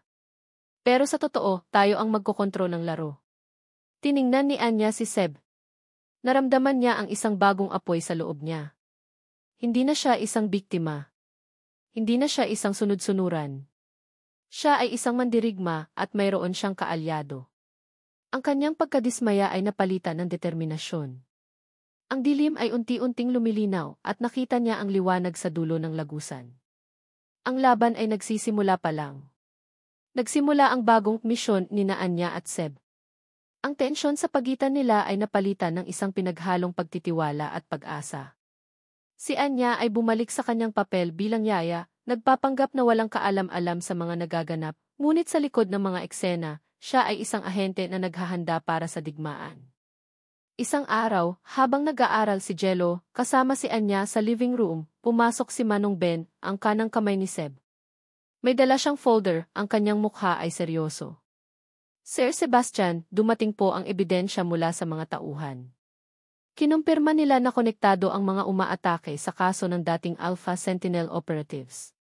At may nakita rin po kaming ebidensya na may kinalaman sa dating amo nyo, Ma'am Anya. Nagkatinginan si Anya at Seb. Ito na. Hindi na ito haka-haka. Ito ay konkreto. Ano yon, Manong Ben? Tanong ni Seb, ang kanyang tinig ay malamig. Inilahad ni Manong Ben ang folder. May mga files po kaming nakuha mula sa mga naaresto. Ang mga ito po ay nagpapakita ng mga transaksyon sa pagitan ng mga umaatake at ng isang third party. Ang third party na ito ay konektado sa isang opisyal sa Alpha Sentinel. Isang mataas na opisyal. Naramdaman ni Anya ang lamig sa kanyang tiyan. Ang Gimol. Ito na. At ang pinaka-nakakagulat po, patuloy ni Manong Ben, mayroon din po kaming nakitang mga mensahe mula sa opisyal na iyon na patungkol sa inyo, Ma'am Anya. Nalaman niya ang tungkol sa inyong one-night stand at ang tungkol sa paghahanap sa iyo ni Sir Sebastian. Mukhang ginamit niya ang impormasyong iyon para ilagay kayo sa kasalukuyang sitwasyon. Napakagat si Anya sa kanyang labi. Ang kanyang hinala ay nagkatotoo. May nakakita sa kanya noong gabing iyon at ang impormasyong iyon ay ginamit para manipulahin ang kanyang kapalaran. Ang sakit ng pagtataksil ay muling bumalik, mas matindi ngayon na may ebidensya. Sino ang opisyal na iyon? Tanong ni Anya, ang kanyang tinig ay halos hindi marinig. Si Director Ramirez, Ma'am, sagot ni Manong Ben, siya ang kasalukuyang pinuno ng Alpha Sentinel. Siya ang dating superior nyo. Nanlaki ang mga mata ni Anya. Si Director Ramirez. Ang taong pinagkakatiwalaan niya, ang taong nagbigay sa kanya ng mga misyon, ang taong tiningala niya siya ang traidor. Ang kanyang mundo ay tila muling gumuho, ngunit sa pagkakataong ito, mas matindi ang kirot. Ang pagtataksil ay nagmula sa pinakamataas. Director Ramirez, ulit ni Seb, ang kanyang mukha ay puno ng pagkabigla. Paano? Hindi pa po namin alam ang kanyang motibo, sir, paliwanag ni Manong Ben, ngunit malinaw po ang ebidensya. Ginagamit niya ang kanyang posisyon para magbigay ng impormasyon sa mga kalaban. At ginamit niya ang personal na impormasyon tungkol sa akin para ihatid ako dito, sabi ni Anya, ang kanyang tinig ay puno ng pait. Ang Alpha Sentinel ay hindi lang pinagtaksilan. Ito ay ginamit bilang kasangkapan. Kinagabihan, nakaupo si Anya at Seb sa library, pinag-aaralan ang mga ebidensya. Ang hangin ay mabigat sa kanilang pag-iisip. Kung si Director Ramirez ang mole, at may koneksyon siya kay Contessa, sabi ni Anya, ibig sabihin, may mas malaking plano sila. Hindi lang ito tungkol sa iyo o sa akin. Ito ay tungkol sa kapangyarihan. Kailangan nating saktan ang kanilang operasyon, sabi ni Seb, ang kanyang mga mata ay matalim. Kailangan nating hanapin ang kanilang base ng operasyon. Kung saan nila pinaplano ang lahat. At paano naman ang mga ahente ng Alpha Sentinel? Tanong ni Anya. Ang mga kasamahan ko. Hindi ko sila pwedeng iwanan. Kung si Ramirez ang nasa likod nito, hindi na sila ligtas sa ahensya, sagot ni Seb. Kailangan nating ilabas ang katotohanan. Ipakita sa lahat kung sino ang tunay na kalaban. Nag-isip si Anya. Ang kanyang pagkadismaya ay napalitan ng isang matinding determinasyon. Hindi na siya para sa Alpha Sentinel. Hindi na siya para sa kanyang dating buhay. Ngayon, lumalaban siya para sa katarungan at para protektahan si Jello. May isang paraan, sabi ni Anya, tumayo at naglakad papunta sa mapa. Ang mga operasyon ng Alpha Sentinel ay mayroong black sites, mga lihim na lugar kung saan nagtatago ang mga sensitibong impormasyon. Kung si Ramirez ang mole, doon niya sigurado itinatago ang lahat. Tumingin si Seb kay Anya. Ang kanyang mga mata ay nanliit. Delikado iyan, Anya. Ang mga black sites ay pinoprotektahan ng pinakamahusay. Pero ako mismo ang nagtrabaho sa mga iyon, sagot ni Anya, ang kanyang tinig ay puno ng determinasyon. Alam ko ang mga pasukan. Alam ko ang mga kahinaan. Kung ganoon, sabi ni Seb, tumayo at lumapit kay Anya, magpaplano tayo. Kakailanganin natin ng backup. At kailangan nating gawin ito ng tahimik. Hindi natin pwedeng ipaalam sa kanila na alam na natin. Ngumiti si Anya, isang ngiti na may bahid ng labanan. Sa wakas, isang misyon na makatarungan. Ilang araw ang lumipas. Ang pagitan ni Anya at Seb ay mas lalong naging matatag. Ang kanilang pagtitiwala ay lumalim at ang kanilang mga plano ay unti-unting nabubuo. Sa ilalim ng takip silim, sa likod ng malaking mansyon, nagsimula silang magsanay. Si Anya, kasama ang ilang piling tauhan ni Seb, ay nagpakita ng kanyang kakayahan. Ang kanyang mga galaw ay tumpak at mabilis. Habang nagpapahinga, nilapitan siya ni Seb. Handa ka na ba para dito, Anya? Tanong ni Seb, ang kanyang tinig ay seryoso. Hindi ito madali. Maraming panganib. Mas handa pa ako kaysa dati, sagot ni Anya, ang kanyang mga mata ay puno ng determinasyon. Para kay Jello. Para sa katarungan. At para sa sarili ko. Ayoko nang gamitin. Gusto kong lumaban. Hinawakan ni Seb ang kamay ni Anya. Ang kanyang tingin ay matalim, ngunit may bahid ng paghanga. Kung ganoon, magkasama tayo sa laban na ito, Anya Salazar.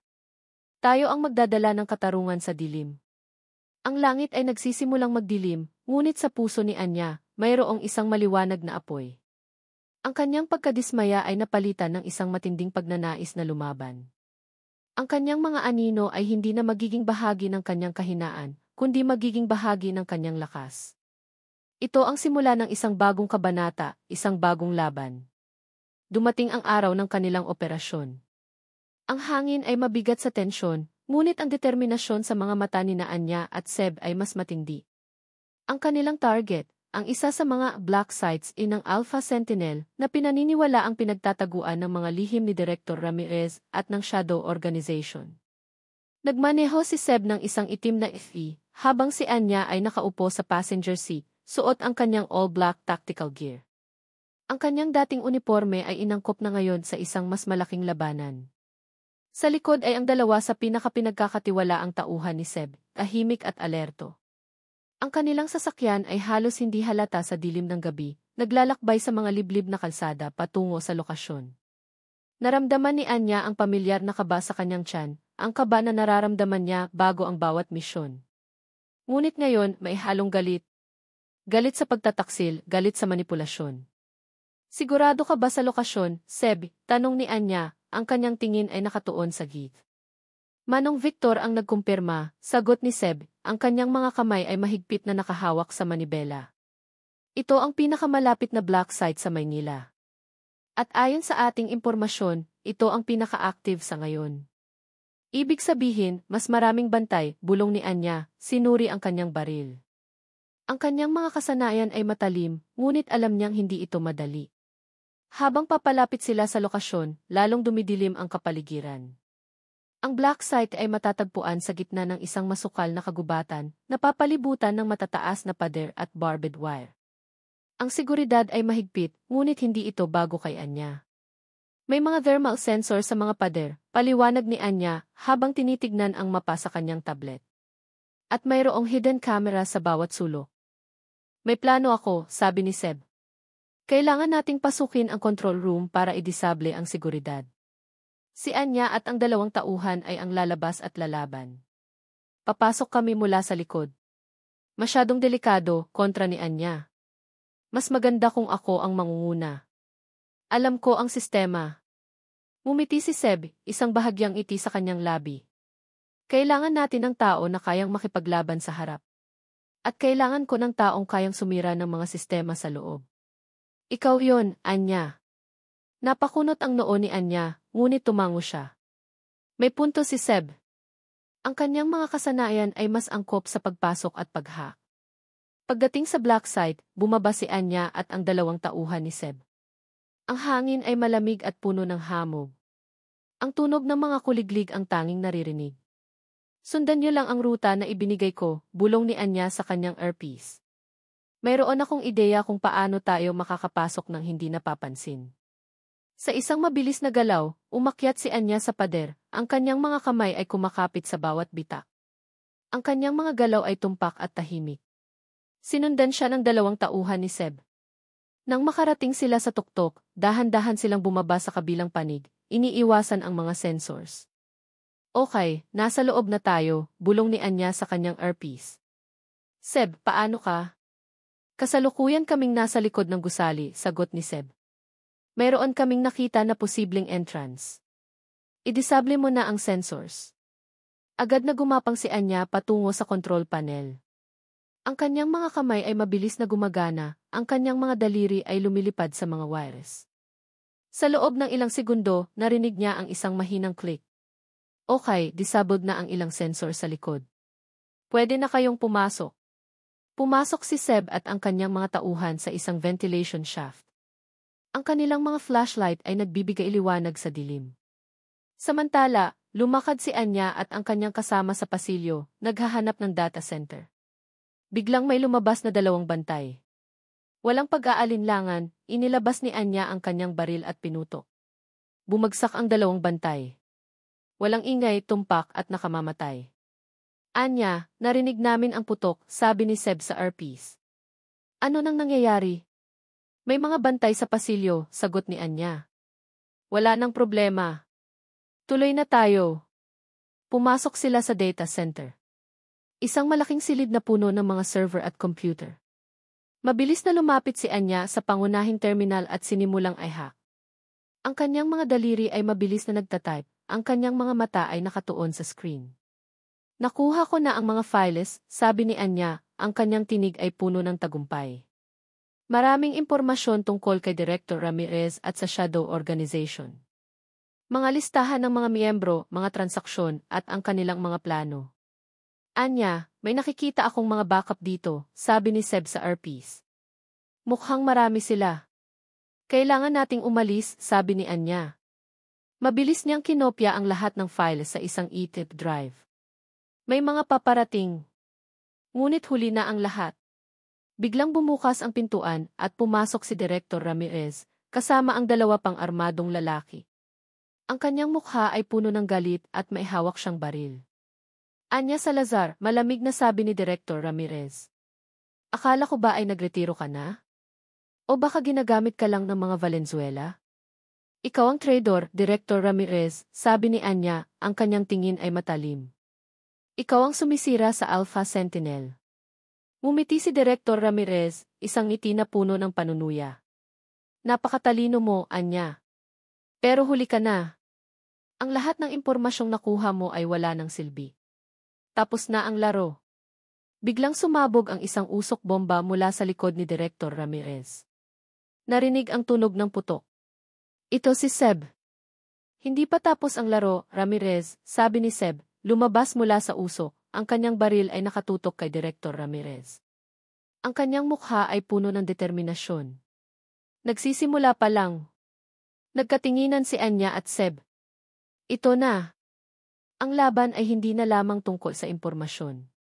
Ito ay isang personal na labanan. At sila ay handa. Nalaglag ang mga panga ng dalawang tauhan ni Director Ramirez nang makita si Seb na biglang sumulpot mula sa usok. Ang kanilang mga mukha ay puno ng pagkabigla. Hindi nila inaasahan ang presensya ng taong ito sa isang lihim na pasilidad ng Alpha Sentinel. Sebastian Valenzuela, malamig na sabi ni Director Ramirez, ang kanyang mga mata ay nanliit habang nakatutok kay Seb. Paano ka nakapasok dito? Ito ay isang classified facility. Ang klasifikasyon ay hindi na mahalaga kung ang pinuno mismo ang nagtataksil, sagot ni Seb, ang kanyang baril ay nanatiling nakatutok. Ang kanyang boses ay kalmado, ngunit may kapangyarihan na nagpaparamdam ng matinding banta. Samantala, lumapit si Anya kay Seb, ang kanyang mga mata ay matalim na nakatingin kay Director Ramirez. Ang galit sa kanyang puso ay nagsisimulang sumiklab. Ito ang taong pinagkatiwalaan niya. Ito ang taong nagtaksil sa kanya at sa buong ahensya. Hindi mo naiintindihan, Anya, sabi ni Director Ramirez, pilit na umiti, isang ngiti na puno ng pangungutya. Ang lahat ng ito ay para sa ikabubuti ng lahat. Ang Alpha Sentinel ay bulag. Kailangan ng bagong direksyon. Kailangan ng bagong pamumuno. At sa tingin mo, ang pagtataksil ang solusyon, tanong ni Anya, ang kanyang boses ay puno ng pait. Ang paggamit ng mga inosente. Ang pagwasak sa isang ahensya na itinatag para protektahan ang mga tao. Ang inosente ay magiging collateral damage lamang, sagot ni Director Ramirez. Ang mga gaya mo, Anya, nabulag sa tunay na kapangyarihan. Kailangan kong kumilos. At ang organisasyong ito sila ang magdadala ng tunay na kaayusan. Sumugod ang dalawang tauhan ni Director Ramirez. Walang pag-aalinlangan, binaril sila ni Seb. Ang tunog ng putok ay umalinggaw sa silid. Bumagsak ang dalawang lalaki, ang kanilang mga katawan ay walang buhay. Ngayon, si Director Ramirez na lang ang natitira, nakatayo sa harap ni Anya at Seb. Ang kanyang mukha ay puno ng galit, ngunit may bahid ng takot. Bibigyan kita ng huling pagkakataon, Direktor Ramirez, sabi ni Seb, ang kanyang tinig ay malamig at puno ng babala. Sumuko ka. Sabihin mo ang lahat ng alam mo tungkol sa Shadow Organization. At ilalabas namin ang katotohanan. Ngumiti si Direktor Ramirez, isang ngiti na puno ng paghamak. Sa tingin mo, susuko ako sa inyo. Hinding-hindi. Inangat niya ang kanyang baril, nakatutok kay Anya. Say goodbye, Anya Salazar. Say goodbye sa iyong bagong misyon at sa iyong bagong pamilya. Ngunit bago pa man makaputok si Direktor Ramirez, isang mabilis na galaw ang ginawa ni Anya. Sa isang iglap, sinipa niya ang kamay ni Direktor Ramirez, at ang baril ay lumipad sa sahig. Pagkatapos, sinuntok niya ito ng malakas sa mukha. Bumagsak si Direktor Ramirez, ang kanyang bibig ay duguan. Hindi mo ako magagamit kailanman, galit na sabi ni Anya, ang kanyang tinig ay puno ng lakas. Ang kanyang mga mata ay nanlilisik. At hindi mo magagamit si Jello. Inangat ni Direktor Ramirez ang kanyang tingin kay Anya, puno pa rin ang paghamak. Tandaan mo ito, Anya. Hindi pa tapos ang laro. Maraming tao ang nasa likod ng organisasyong ito. At mas malakas sila kaysa sa iniisip mo. Hindi mo sila kayang talunin. Ilang minuto ang lumipas. Ang mga tauhan ni Seb ay dumating, kinuha si Direktor Ramirez at ang mga files na nakuha ni Anya. Ang black site ay ligtas na, ngunit ang panganib ay hindi pa natatapos. Habang naglalakad sila palabas ng pasilidad, naramdaman ni Anya ang pagod, ngunit mayroon ding isang uri ng kalayaan. Ang paglaban kay Direktor Ramirez ay parang pagtanggal ng isang mabigat na pasanin sa kanyang balikat. Ngunit alam niya na ito ay simula pa lamang. May naisip ako, Seb, sabi ni Anya habang naglalakad sila sa masukal na kagubatan, pabalik sa sasakyan. Kailangan nating ipaalam sa publiko ang mga impormasyong nakuha natin. Hindi lang sa mga otoridad. Kung ilalabas natin ang lahat, hindi na nila maitatago ang kanilang mga ginagawa. Napakunot ang noo ni Seb. Delikado iyan, Anya. Ang mga taong ito ay may kapangyarihan. Masisira ang iyong reputasyon. At maaaring mapanganib ang buhay mo. Mas mapanganib kung mananatili tayong tahimik, sagot ni Anya, ang kanyang mga mata ay puno ng determinasyon. Ang katotohanan ang pinakamalakas na sandata. Kung malalaman ng lahat ang nangyayari sa Alpha Sentinel at ang koneksyon nila sa Shadow Organization, magkakaroon tayo ng suporta. Hindi na sila makakakilos ng palihim. Tumingin si Seb kay Anya. Nakita niya ang apoy sa mga mata nito, ang determinasyon na hindi matitinag. Hindi na ito ang dating Anya na nalulumbay. Ito ay isang mandirigma na handang lumaban. Sige, sabi ni Seb, ang kanyang mukha ay seryoso. Ilalabas natin ang katotohanan. Pero kailangan nating maging maingat. Kailangan nating planuhin ito ng mabuti. Hindi natin pwedeng gawin ito ng walang stratehiya. Ngumiti si Anya. Sa iyo na ang stratehiya, Seb. Ako na ang bahala sa paglabas ng impormasyon. Sumakay sila sa FV, ang kanilang mga isip ay puno ng mga plano. Ang gabi ay madilim, ngunit ang kanilang pag-asa ay lumiwanag. Ang laban ay hindi pa tapos. Sa katunayan, nagsisimula pa lang ang tunay na digmaan. At sa pagkakataong ito, hindi na sila nag-iisa. Magkasama sila at handa silang harapin ang anumang hamon. Makalipas ang ilang araw, ang buong bansa ay nagising sa isang malaking eskandalo. Ang mga impormasyong nakuha ni Anya at Seb mula sa black site ay inilabas sa publiko, lihim na ipinasa sa mga mapagkakatiwalaang journalist. Ang balita tungkol sa pagtataksil ni Direktor Ramirez at ang koneksyon ng Alpha Sentinel sa isang e-shadow organization ay umalingaw sa lahat ng media outlets. Nagsimula ang kaguluhan. Nagprotesta ang mga tao, hinihingi ang katarungan.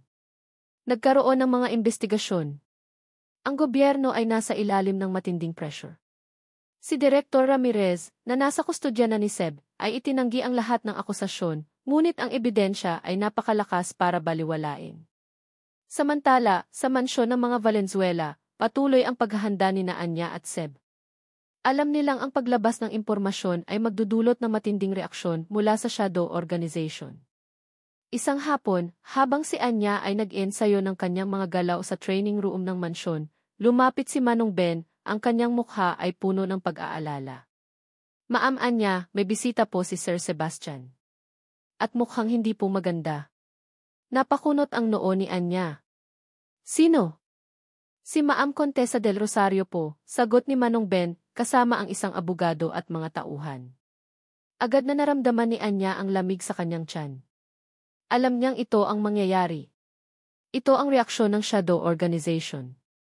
Pumasok si Anya sa opisina ni Seb. Nakita niya si Contessa del Rosario na nakaupo sa harap ng mesa ni Seb. Ang kanyang mukha ay kalmado, ngunit ang kanyang mga mata ay nanlilisik.